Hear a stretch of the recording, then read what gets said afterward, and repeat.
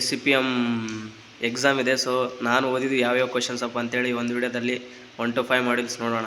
ಏನಿಲ್ಲ, ಪಾಸ್ ಮಾಡಿ ಕ್ವಶನ್ಸ್ ಯಾವ್ದು ಅಂತೇಳಿ ನೋಡಿ ಅಷ್ಟೇ, ಯಾಕಂದರೆ ನನಗೂ ಟೈಮಿಲ್ಲ ಓದೋಕ್ಕೆ, ನಾನು ಓದಬೇಕು. ಇವೆಲ್ಲ ಕ್ವಶನ್ಸನ್ನು ನಾನು ಓದಿದ್ದು 1 to 5 ಮಾಡ್ಯೂಲ್.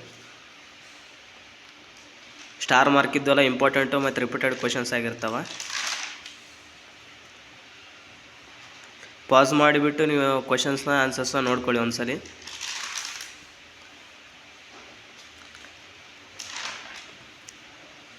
ಇದು ಮಾಡ್ಯೂಲ್ 3ನ ಕ್ವಶನ್ ವಿತ್ ಆನ್ಸರ್, ಅಂದರೆ ನನಗೆ ಹೆಂಗೆ ರೆಫರೆನ್ಸಿಂದ ನನಗೆ ಯೂಸ್ ಆಗುತ್ತೋ ಅದ್ರ ಸರಿ ನಾನು ಆ ಟೈಪ್ ಓದ್ಕೊಂಡಿದ್ದು.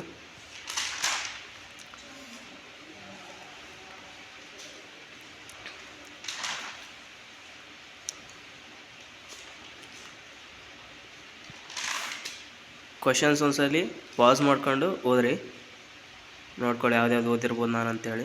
ಏನಿಲ್ಲ, ಒಂದು ಮಾಡಲ್ ಕ್ವಶನ್ ಪೇಪರ್, ಅದೇ ಪ್ರಿವಿಯಸ್ ಇಯರ್ ಕ್ವಶನ್ ಪೇಪರ್ ಓದಿನಿ. ಇನ್ನೂ ಒಂದು ಪ್ರಿವಿಯಸ್ ಇಯರ್ ಕ್ವಶನ್ ಪೇಪರ್ ಇದೆ, ಅದರಲ್ಲಿ ಮೂರು ಕ್ವಶನ್ಸ್ ಸಬ್ ಕ್ವಶನ್ಸ್ ಇದೆ, ಅದನ್ನು ಓದಬೇಕು. ಇನ್ನೂ ಓದಿಲ್ಲ, ಅದು ಓದಿದ್ರೆ ಆಯ್ತಲ್ಲ ಓದ್ದಂಗೆ.